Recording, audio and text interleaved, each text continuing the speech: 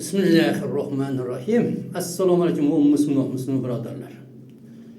Bundan avvalgi videomda mana bu Mirzayevning iflos ishini qarang.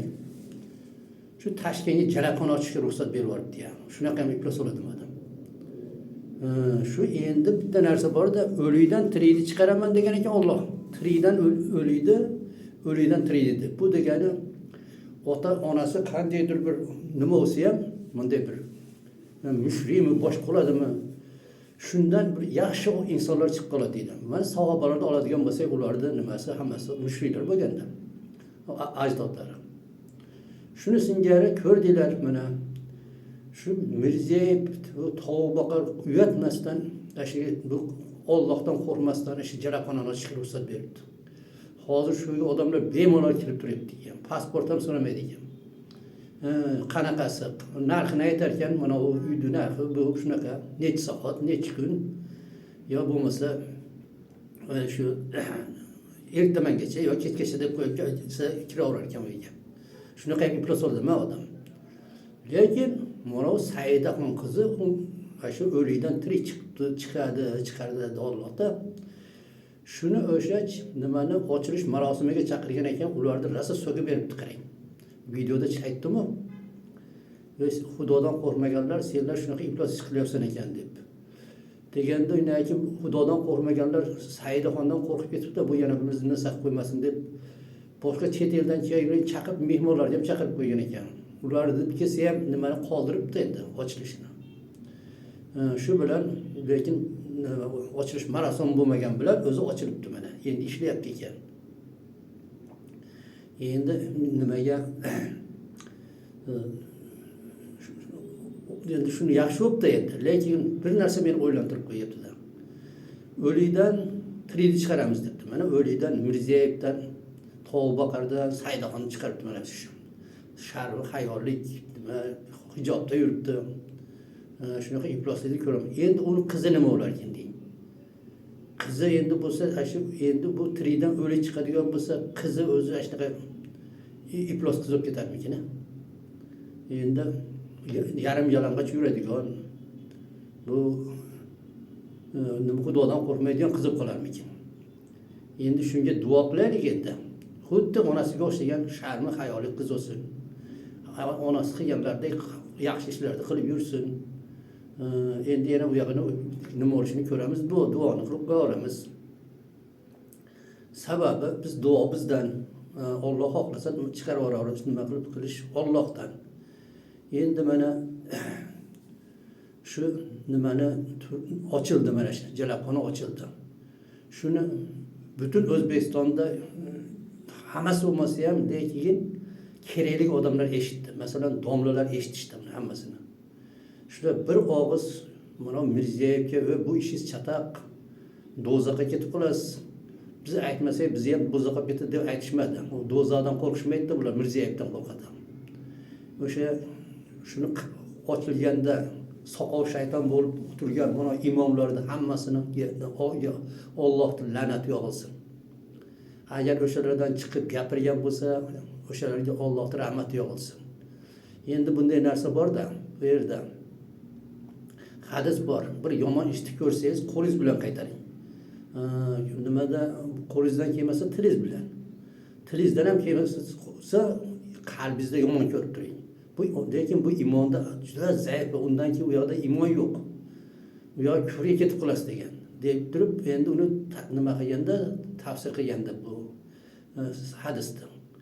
Bu degan qo'lidan keladigan odam qo'li bilan qaytarsin degan bu podshoh edi.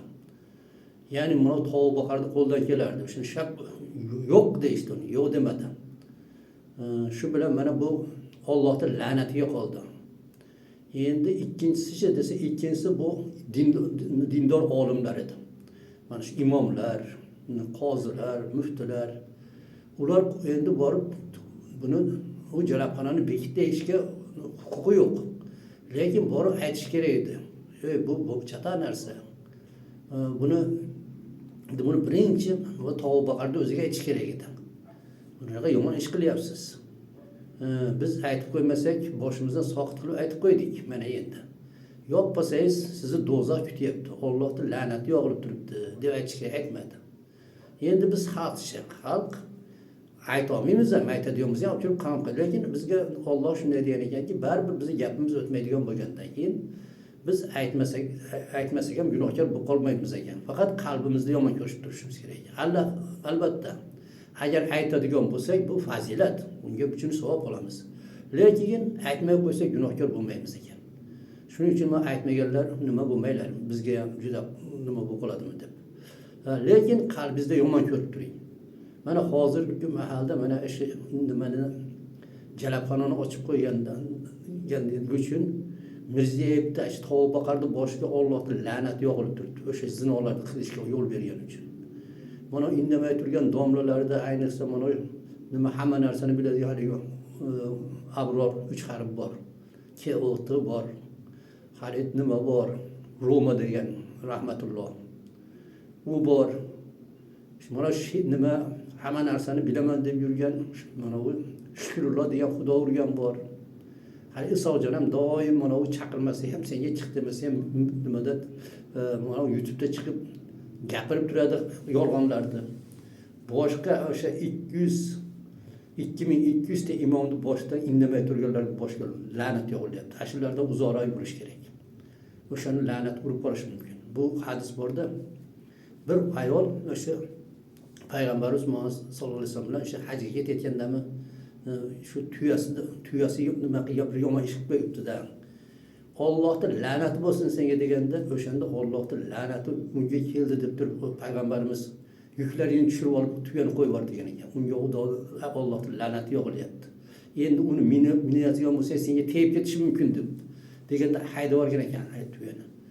Keyin odamlar ko'rganlar bor ekan. Bu tuya necha yillardan beri shu cho'lda yurar ekan, birov yaqin bormasa ekan. Bunga Allohning la'nati yog'ilyapti. Mana domlalar ham shu Allohning la'nati yog'ilyapti. Tavbaqarga ham yog'ilyapti. Biz ichimizda nima bo'pti? Sen bormay qo'y yomon bo'lsa. Keyin nima? Bizim prezidentimiz mujik aytdimi, qilamiz deydiganlar bo'lsa, ularga ham la'nat yog'ilib turadi. O'shalardan uzoqroq yuraylik. Bo'lmasa o'shalarga la'nat yog'ilib qoladi. Albatta Xudo xolasa ko'ramiz bu la'nat yog'ilganini. Shunga endi duo qilib turamiz. Mana o'likdan, Tavbaqardan mana shunday Saydaxon degan qiz shunaqa hijobda yuradigan qiz chiqibdi.